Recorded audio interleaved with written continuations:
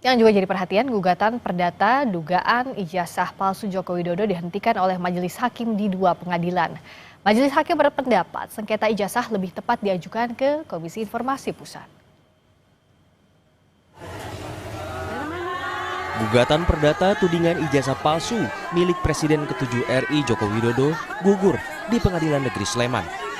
Dalam putusannya, majelis hakim memutuskan tidak berwenang mengadili perkara ijazah Jokowi karena masuk sengketa informasi publik.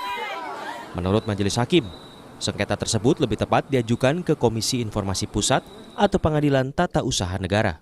Dalam putusan surat tersebut nomor 106 itu bahwa majelis hakim setelah bermusyawarah menjatuhkan putusan telah menerima terhadap eksepsi kompetisi absolut.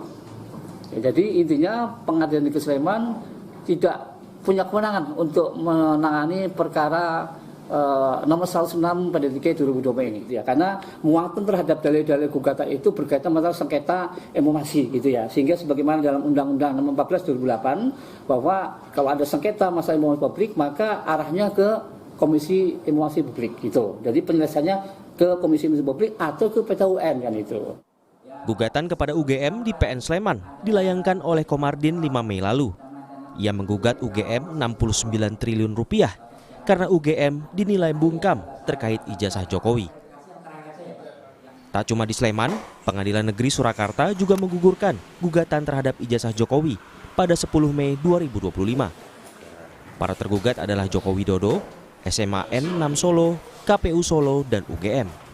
Jadi untuk perkara nomor 99 ya, antara Dr. Muhammad Taufik melawan Insinyur Joko Widodo dan kawan-kawan, kemarin acaranya adalah putusan sela ya. Jadi putusan sela itu adalah untuk memutus mengenai adanya eksepsi atau keberatan tentang kewenangan mengadili ya.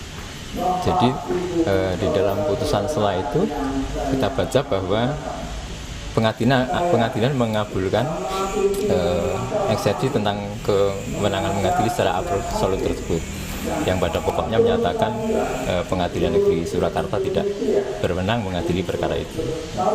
Ya, sehingga dengan adanya putusan sela itu, akhirnya putusan itu menjadi putusan akhir yang mengakhiri perkara nomor 99 ini di Pengadilan Negeri Surakarta. Penggugat ijazah Joko Widodo memasukkan memori banding ke Pengadilan Negeri Surakarta, Jawa Tengah. Sebelumnya penggugat menilai Pengadilan Negeri tidak berani memutus perkara sehingga mengambil langkah aman. Saya tegas mengatakan itu bukan gugatan tidak dapat diterima, tetapi Pengadilan Negeri Surakarta yang tadi saya bilang bodoh-bodoh pintar tidak berani menerima. Tetapi sebaliknya perkara nomor 098 PDTBG PNSKT ya 2025 yaitu gugatan SMK tentang bahan prestasi diterima. Selain gugatan perdata, kasus tudingan ijazah palsu milik Jokowi juga bergulir di ranah hukum. Polda Metro Jaya telah menaikkan 4 laporan yang masuk ke tahap penyidikan pada 11 Juli 2025. Namun hingga kini belum ada pihak yang berstatus tersangka. Tim Liputan, Kompas TV. Lantas, apakah upaya banding akan diajukan terhadap putusan hakim? Sudah terhubung lewat sambungan Zoom Komardin, penggugat ijazah Jokowi di PN Sleman. Selamat malam, Pak Komardin. Selamat malam, Mbak Krisa. Selamat malam dengan Friska di sini dan hadir juga di studio yang berbaju biru, Bang Ade Darmawan. Selamat malam, selamat Mbak Friska. Selamat malam. Saya ke Bang Komardin dulu, ke Pak Komardin. Jadi bandingnya sudah disiapkan atau sudah akan diajukan? Bandingnya sudah kami siapkan, jadi mungkin hari Senin nanti kita daftar untuk ke pengadilan tinggi. Nah, yang begitu. Jadi pokok-pokok bandingnya apa yang disiapkan oleh pihak Anda? Kami kan inti gugatannya itu adalah perbuatan melawan hukum. Karena dalam hal ini UGM bungkam terhadap informasi tentang ijazah Jokowi. Andai kata dia terbuka secara transparan, persoalan ini kan sudah selesai cepat. Ya. Seperti saya sudah pernah minta kepada pengacara para tergugat bahwa jika dihadirkan dokumen-dokumen tersebut selesai persoalan. Namun mereka hanya mengarahkan bahwanya kalau dokumen itu diminta di Komisi Informasi Publik. Oke. Nah, begitu. Nah, kalau jadi yang diinginkan pihak Anda ini harusnya masuknya PMH. Artinya kalau PMH ini bisa diadili oleh pengadilan negeri, jadi yurisdiksinya pengadilan negeri. Itu yang ingin coba diajukan kembali, begitu ya, Pak Komardin? Ya mestinya begitu, karena yang salah gugat itu adalah PMH, di mana negara mengalami kerugian karena kegaduhan yang semakin hari semakin gaduh, sehingga nilai rupiah itu semakin merosot, sehingga ya nilai utang kita semakin meroket, hanya seperti itu. Jadi kalau ini tidak cepat selesai, ya mungkin dolar bisa sampai 20.000 per US. Jadi dianggapnya ini harusnya bisa diadili atau bisa diproses di pengadilan, Bang Ade? Ya, jadi Mbak Priska ya, jadi saya perhatikan tadi bahasanya Bang Komarudin ya. Bang Komarudin mengatakan bahwa ada hubungan dengan dolar, terus kemudian persoalan ini buat gaduh. Nah, kalau itu kan material tuh. Berbicara gugatan, kalau gugatan perdata itu penting sekali diposita, ya, ada namanya teknik penyusunan posita, kemudian dalil-dalil apa saja yang harus kita sampaikan di situ, terus petitumnya seperti apa, ya itu memang harus betul-betul cermat. Terus ketika berbicara tadi kalau memang alasannya adalah material, itu kan nggak nyata tuh. Tidak bisa kita mengukur suatu keadaan material itu bahwa ketika terjadi kegaduhan ada kerugian yang seperti apa. Nah harus dituangkan di situ di dalam positanya dia. Apakah ini betul-betul bisa dimasukkan? Nah, terus yang kedua adalah persoalan yang dikatakan ini persoalan kisruhnya ini kan perbuatan melawan hukum. Bukan. Perbuatan melawan hukum, oke. Tetapi pengadilan dalam memutuskan putusan selah di situ adalah konflik informasi kan. Ya kan? Karena itu KIP, menurut Anda sudah tepat apa yang disampaikan oleh KIP. Hakim? Kenapa? KIP harusnya beliau melakukan KIP dulu ke komisi, kalau ada dua, Komisi Informasi Daerah, KID. Atau kalau misalkan di tingkat itu masih tetap ditolak juga, tentu dia ke Komisi Informasi Pusat. Anda mau bilang bahwa gugatannya salah alamat? Ya pasti. Ini pasti. Kan putusannya jelas dalam eksepsi. Oke, dalam eksepsi jelas dikatakan kan, ya, kompetensi absolut, berarti salah alamat. Kenapa? Karena memang ya ini kan teknis penyusunan. Saya nggak tahu Bang Komarudin ini kerugiannya seperti apa, materialnya bagaimana, formilnya seperti apa. Ini nggak jelas gugatannya. Nah, penyusunan positanya dianggap tidak jelas, Pak Komardin. Mungkin Bang Ade tadi itu belum pernah membacanya. Jadi intinya adalah kami gugat UGM itu bukan persoalan kita mau melihat ijazahnya, tetapi UGM-nya kami gugat kenapa dia diam, tidak memberikan penjelasan yang seterang mungkin kepada masyarakat supaya masyarakat percaya bahwa betul-betul ijazahnya Jokowi asli atau palsu. Jangan seperti misalnya skripsi disembunyikan, katanya begitu. Pak Komardin menganggap konferensi pers yang waktu itu yang dilakukan oleh UGM tidak cukup? Ya tentunya tidak cukup karena yang datang itu tidak puas karena dia ingin melihat sesuatu yang meyakinkan, namun tidak seperti itu dilakukan oleh UGM. Nah ini coba, apa itu? Sekarang kita lihat di UGM. Di sini lemahnya. Ini kalau saya perhatikan Bapak Komarudin ini berbicara itu, di sinilah lemahnya nih. Apa itu? Ini pasti tertuang di dalam posita beliau nih. Bahwa kemudian ingin menampilkan satu ijazah, itu kan sengketa informasi. ada lembaganya, gitu loh. Bukan peradilan negeri gitu, bukan itu. Kalau terkait informasi, dia kan menuntut informasi ini agar disebarkan, dibuka.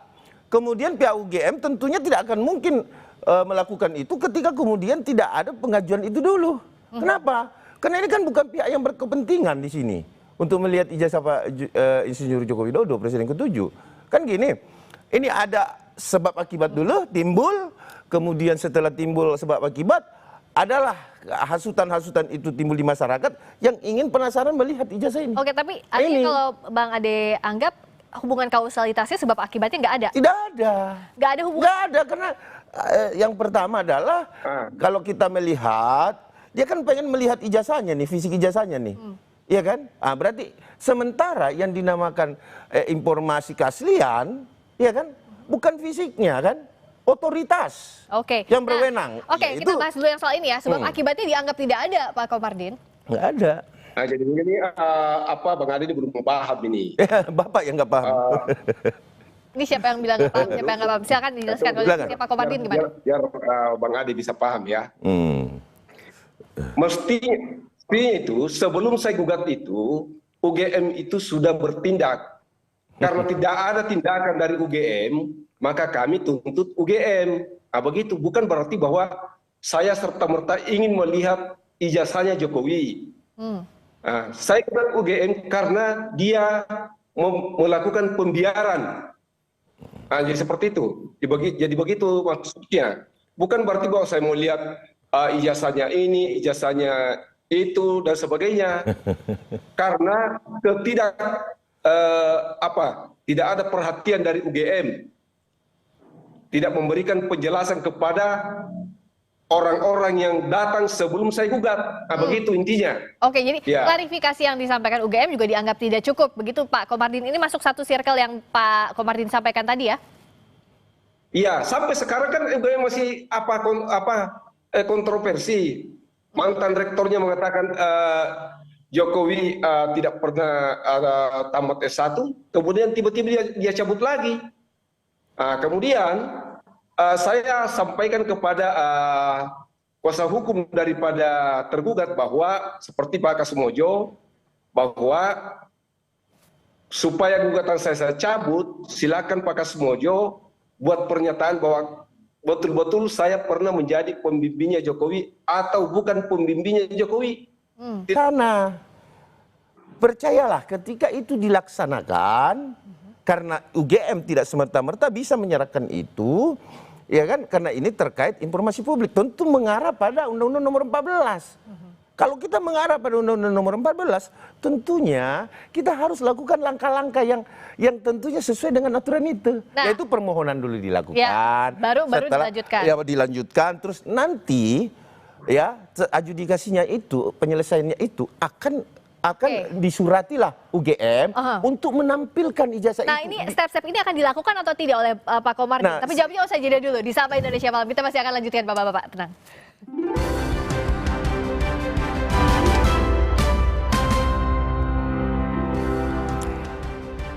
Masih bersama kami Komardin, penggugat ijazah Jokowi di Sleman melalui sambungan Zoom, dan juga Ade Darmawan, Sekjen Pradi Bersatu. Tadi dari segi penyusunan gugatannya, Anda menganggap ini tidak tepat. Harusnya bagaimana? Jadi gini, kalau kita berbicara sengketa informasi, ya siapa sih yang pengen melihat ini? Apakah saudara Komardin pribadi atau siapa? Itu dulu. Para pihaknya siapa? Para pihaknya, antara penggugat dan tergugat. Itu dulu mengajukan ke KIP dengan tata cara melalui menyurat dulu permohonan, kemudian diperiksa, kemudian nanti ada putusan. Nah, ketika sudah diperintahkan untuk membuka informasi itu pasti dipanggil UGM, para pihak. Ya. Kan yang digugat ini UGM toh. Ya. Nah, dipanggil para pihak, dipertemukan di situ di Komisi Informasi ini. KIP. Setelah KIP bertemu, dilakukan apakah memang harus diperlihatkan atau tidak. Jadi kalau dikatakan bahwa harus diperlihatkan oleh publik informasi ini, itu kan mengacu pada KIP. Dia kembali lagi ke situ, Mbak. Karena tidak bisa gitu. Oh, harus keterbukaan informasi publik. Informasi yang mana yang bisa dilihat secara publik dan yang tidak boleh dilihat di publik. Tetapi pada dasarnya ketika itu adalah informasi yang memang terkait dengan Undang-Undang 14 ini, maka dia harus menggunakan Komisi Informasi. Nah, ini jadi itu yang salah alamat yang saya bilang bahwa sampai kapanpun ya tidak akan pernah bisa berhasil gugatan ini. Kenapa? Cara penyusunannya saja udah salah. cara penyusunan termasuk juga step-step formatnya. Step formalnya udah salah. Kalau dari Pak Komardin, apakah akan mengajukan permohonan ke KIP dalam hal ini?